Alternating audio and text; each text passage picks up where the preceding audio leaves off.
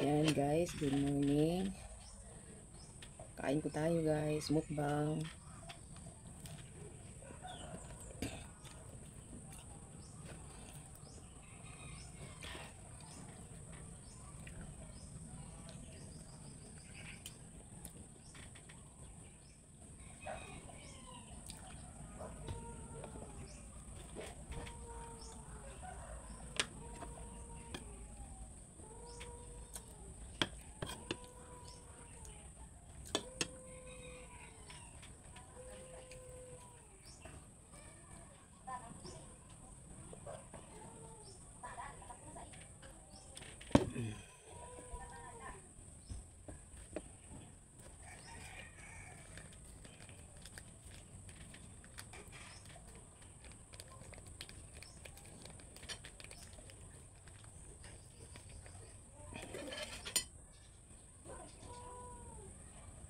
Guys, minumukbang ko po ang aking tinapay kasi mag-i-expired po bukas. Kailangan po ubusin ito. Hanggang bukas na lang. Kaya ito ginagawa kong mukbang. Ayan guys. Sardinas with egg. Guys, masarap po ganito na luto guys. Try nyo po. Dinurog ko po yung sardinas at ginisa ko. Nilagyan ng itlog na in-scramble ko. So, ito na yung kanyang labas guys. Ayan guys, oh. Masarap talaga guys. Ayan.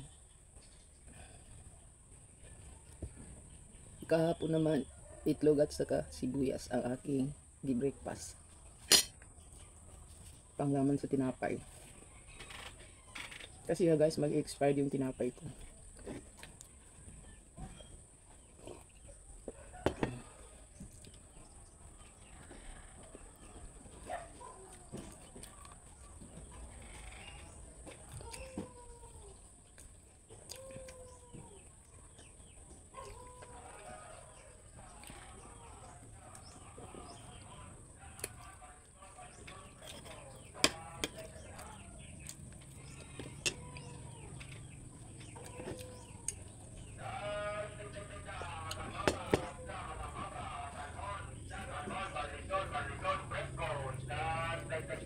Masarap po guys talaga yung ganitong luto. Try nyo po guys.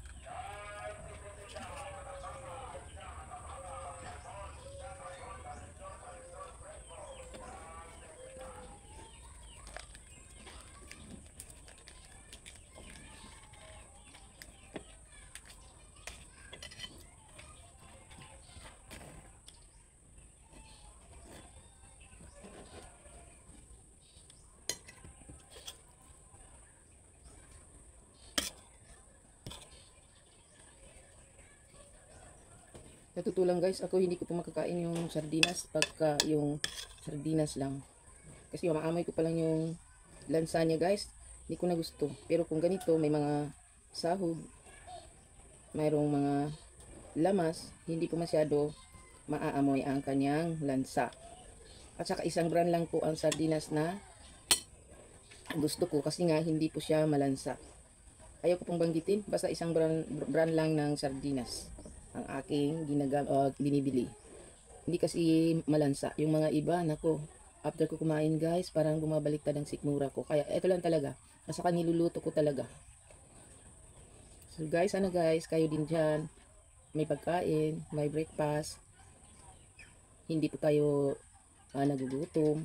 Kasi kahit na po hindi po tayo mayaman, hindi madami ang pera natin, basta nakakain tayo ng 3 beses sa isang araw ay para sa akin ay okay na yun. At saka ang importante, wala akong mabigat na karamdaman. Iyan po ang pinaka-importante sa tao. Kahit naman po nakahiga ka sa pera, kung grabe naman ang mga sakit mo, so di ka rin po masaya. Mas pipiliin ko po yung ganito, katamtaman lang, mabuhay, makakain 3 beses isang araw, basta walang mabigat na karamdaman. So yan ang sa akin guys. Ayaw ko din po yung maraming pera kasi yan po minsan nagiging dahilan. Hindi po lahat, no? Hindi ko po nila lahat. Pero pagka marami ka ng pera, umayaman ka na, yan po nagsisimula ang ugali ng tao ay minsan nagiging, imbis na magiging matulungin ay magiging masungit. So di ba guys, yung iba. Oo guys, yung iba na yung mayaman guys, imbis na tutulong po sa kapwa ay kabaliktaran. Halimbawa guys, kung marami kang pera, siyempre guys, minsan may mga kaibigan ka na dadalaw sa'yo. Siyempre, ang iniisip ng mga may pera, oh, nandito na naman si ano, eto, nangihingi ng pera o nangihiram ng pera, di ba? Ganun guys, kapag ka may pera ka. Kaya ako mas pipiliin ko na ganito lang yung katamtaman, hindi naman ako nagugutom kahit na wala akong pera, at wala rin akong mabigat na karamdaman. So, happy na ako guys. So, subo muna.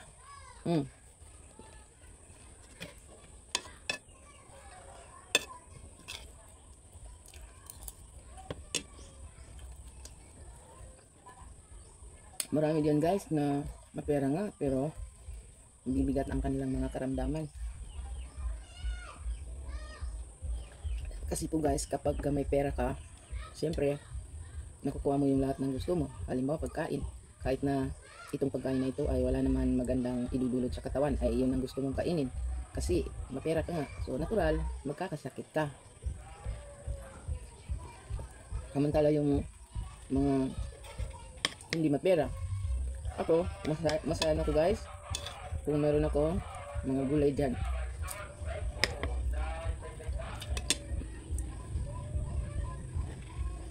Kaya nga guys, meron akong taniman ng gulay dyan sa likod kasi hindi ako mapalagay kung wala akong gulay.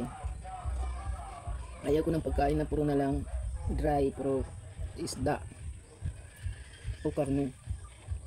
Yung kain ako ng karne pero hindi palagi.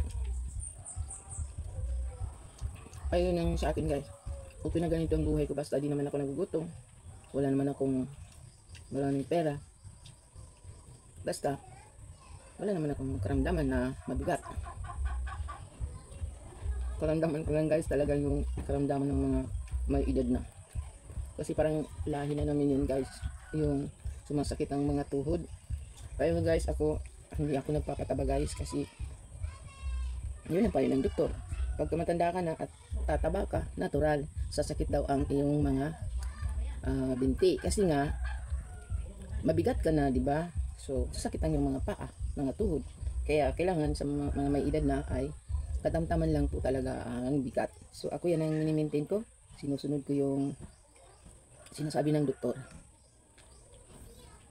Kasi guys, na ano ko rin guys, yung medyo tumaba ako. Hindi ako makalakad hanggang dyan sa kanto kasi hinihingal na ako. So ginawa ko, nagbawas ako ng pagkain ko. Yung hindi man yung masasabi mo na diet, yung binabawasan lang yung dami ng kinakain.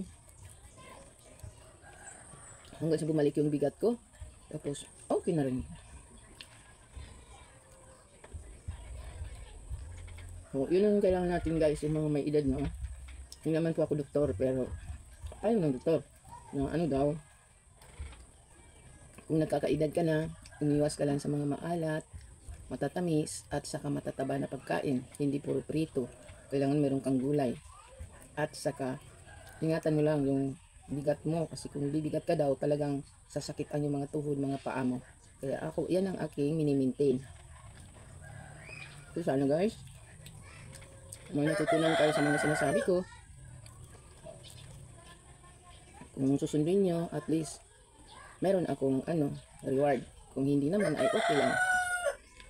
So guys, matatapos na ako guys. So thanks for watching guys. Maraming salamat. At sana huwag kayo magsasawa na panoorin ang aking mga video at i-subscribe ang aking YouTube channel. So guys, thanks once again for your support and thanks for watching. Bye-bye na guys. Sana po sa susunod ay nandiyan pa rin kayo. Ito ang inyong ate na nagsasabi ulit ng maraming salamat sa suporta niyo.